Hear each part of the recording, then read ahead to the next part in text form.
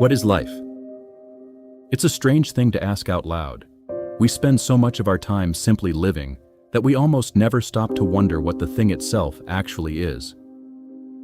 We chase it, protect it, complain about it, fall in love with it, but we rarely sit still long enough to look at it directly. So let's do that. For the next few minutes, let's just look. Here's the first thing. Life is not a substance. You can't hold it in your hand. If you took apart a living body, cell by cell, atom by atom, you would never find a single particle labeled life. Everything you'd find is ordinary matter. The same carbon, the same water, the same minerals scattered across the whole dead universe. And yet, arranged in just the right way, that ordinary matter begins to do something extraordinary. It starts to move on its own. It starts to want. It starts to keep itself going. So maybe life isn't a thing at all.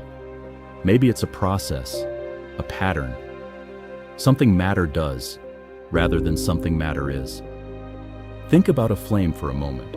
A candle flame holds its shape for hours, but not one particle stays in it. The wax melts, the vapor burns, the heat rises and is gone. The flame is not the stuff passing through it. The flame is the pattern that keeps the stuff moving. And you are a little like that. The atoms in your body today are mostly not the ones you had a few years ago. You have been quietly rebuilding yourself this entire time. The you that persists is not the material. It's the pattern, the song, not the instrument. That's the second thing about life. It never sits still. Life is change that somehow stays itself while changing. A river is only a river because it flows. The moment it stops, it becomes a pond, and then a puddle, and then nothing. To be alive is to be in motion, always becoming, never finished. And I think a lot of our unhappiness comes from forgetting this. We keep waiting for life to arrive at some final, settled version of itself. The stable job, the finished house, the moment when everything is handled and we can finally relax. But that moment never comes, because that's not what life is. Life was never going to hold still for you. The flowing is the whole point. Once you stop fighting that, something loosens. You stop waiting for life to begin, and you notice it's already happening. It's happening right now, in the sound of whatever is around you, in the breath you just took without deciding to. Which brings me to the third thing. For all our big questions about the meaning of it all, life is mostly made of very small moments. We imagine our lives will be defined by a handful of enormous events, the achievements, the milestones, the days we'll supposedly never forget. And those matter. But if you actually add up a life, almost none of it is made of those. It's made of ordinary Tuesdays, morning light on the wall, a cup of something warm, a conversation that went on longer than you expected, the particular way someone you love says your name. These moments are so quiet that they slip by unnoticed. But they are the actual texture of being alive. Not the mountaintops, the ground you walk on every single day. And here's the quietly radical idea. You don't need your circumstances to change to have more of them. You just have to be present enough to catch the ones already there. A good life is not somewhere you finally arrive. It's mostly a matter of paying attention to where you already are. Now, I don't want to pretend life is only soft light and warm cups. It isn't. Life includes loss. It includes fear and boredom, and pain you didn't ask for and can't explain. Anyone who tells you to simply be positive has never really been tested. That's not what this is. The point is not to deny the hard parts. The point is that the hard parts are not the only parts, and they were never meant to be.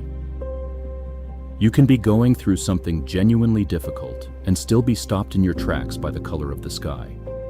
Both are true at once. That's not a contradiction. That's just what it is to be a whole person. alive in a real world. In fact, the difficulty might be part of what makes the rest mean anything. A thing that could never be lost, could never be precious. The reason a quiet evening feels like a small miracle is precisely because you know, somewhere in you, that none of it is permanent. Life is on loan, every bit of it. And that impermanence, which frightens us so much, is the very thing that makes each ordinary day worth something. Here's the fourth thing, and maybe the most important. However you define life, almost none of it is lived alone. We are made by each other. Your language, your habits, your sense of humor, the voice inside your own head. All of it came from other people.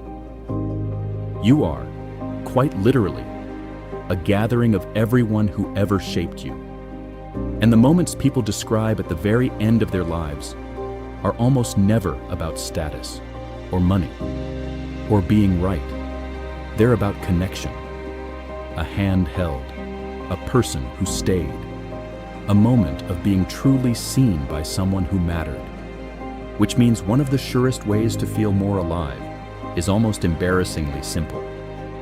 Reach towards someone, say the kind thing, send the message. Tell the person what they mean to you before the moment passes. We assume there will always be time, and there is always less than we think. But the good news inside that hard truth is this. The thing that matters most is also the thing most freely available. You can give it away right now for nothing, and it will come back to you multiplied. So, what is life? Let's gather it up. It's not a substance you can hold, but a pattern that holds itself. It's change that stays itself while changing. A flowing that was never going to stop for you and doesn't need to. It's made not of grand events, but of 1,000 small, ordinary moments, most of which slip by unless you slow down enough to meet them. It contains real darkness, and the darkness is part of what makes the light worth anything at all. And it is woven from beginning to end out of other people. But maybe the deepest answer is the simplest one. Maybe life isn't a question to be solved at all. Maybe it's an invitation. You didn't ask to be here. None of us did. Against staggering odds, out of all the matter in the universe that stays dead and silent forever, a small handful of it woke up, looked around, and got to be you for a little while. That's what this is. A brief, improbable chance to be awake, to notice, to love something, to leave the world a little warmer than you found it. So the real question was never only, what is life?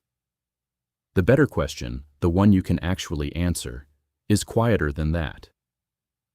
Now that you have one, what will you do with the time that you're awake? You don't have to answer today, you just have to begin. Take a breath. Notice you're here. That already is the whole miracle. Thanks for spending a little of your life listening. Be gentle with yourself out there. And I'll see you next time.